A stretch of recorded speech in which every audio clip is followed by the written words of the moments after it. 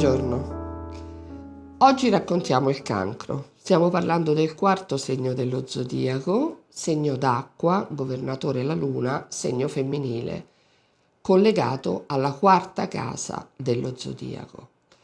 Parola chiave, famiglia, senza ombra di dubbio. Famiglia, origini, radici. Noi vogliamo capire come è stata cresciuta una persona, che ambiente familiare ha avuto, come è stato accolto al momento della nascita. Noi dobbiamo andare a vedere il cancro e la quarta casa. Il cancro è tenerezza, è dolcezza, si collegano al cancro anche i dolci e le pasticcerie. E il cancro è la madre. Ora, come sarà stata questa madre? Il principio è sempre lo stesso, ce lo dice il tema natale, perché non è detto che avere valori cancro o avere una luna in cancro significhi necessariamente aver avuto una madre straordinaria. La madre può essere madre come può essere matrigna, dipende semplicemente da che sistema di vita ha avuto l'individuo, da cosa ci racconta il suo tema natale. Il cancro è cordone ombelicale che andrebbe tagliato il prima possibile. La difficoltà degli appartenenti al cancro è proprio questo staccarsi dal sistema familiare. Ora capite bene che se l'individuo ha un sistema evoluto, in fondo il taglio sarà una cosa piuttosto tranquilla, ma se è cresciuto in un ambiente di dolore, come spesso succede, tagliare, staccarsi da quell'ambiente di dolore non sarà facilissimo perché la persona non ha sviluppato un'indipendenza emotiva. Però ovviamente io lo ripeto sempre, lo dirò fino alla nausea, dipende sempre dalla situazione del tema natale, come è una persona e che sistema familiare ha avuto, ce lo dirà sempre e soltanto il tema natale, quindi non possiamo assolutamente generalizzare. Allora, governatore la luna, torniamo a questo. La luna ha tantissimi significati, quindi possiamo ragionare e dire che il cancro è la folla, per esempio. Tanta gente si collega al cancro. La pigrizia, tutto ciò che è infanzia, la scuola, i nidi intendo, l'asilo nido, le maestre per la scuola d'infanzia, il sonno. Ecco, pure questa è una caratteristica del cancro. Come una persona dorme lo si vede dai valori cancro dalla quarta casa. Il Dalai Lama, segno zodiacale cancro, raccomanda come meditazione una bella dormita. Quindi è piuttosto chiaro il simbolismo del segno.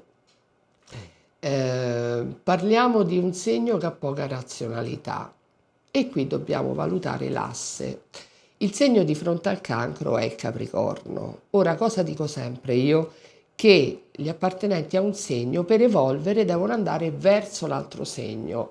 Io, mio malgrado, perché non mi era simpatica, ho dovuto imparare ad apprezzare la bilancia, che era il segno, io Ariete, la bilancia di fronte a me, e per migliorare sono dovuta andare incontro alla bilancia e prendere da questo segno un po' di garbo, un po' di gentilezza, perché io in quanto Ariete ero piuttosto forca, come dico sempre.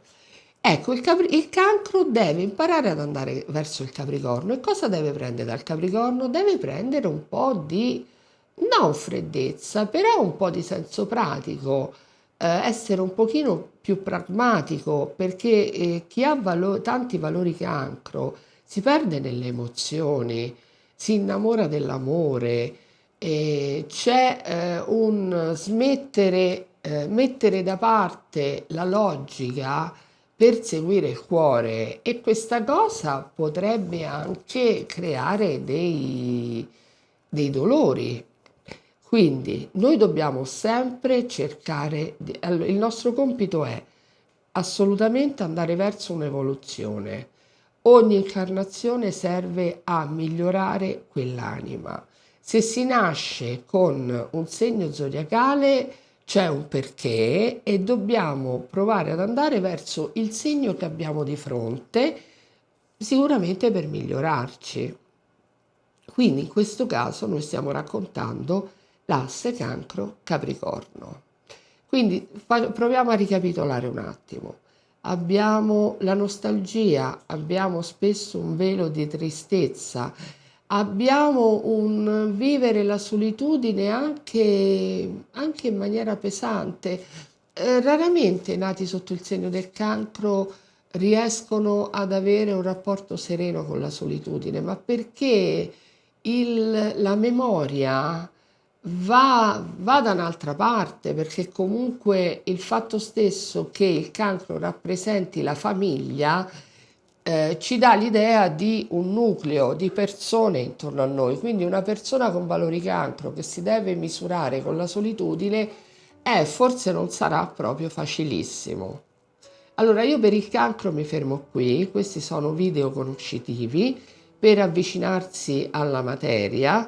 Ricordatevi sempre che ad ogni segno appartengono solo in Italia 5 milioni di persone. Ragionando, comprendendo questo fatto, si arriva al discorso che dico sempre io, che la personalità di un individuo la descrive un tema natale, non il suo segno zodiacale. Il segno zodiacale è un dettaglio in un dipinto grandissimo.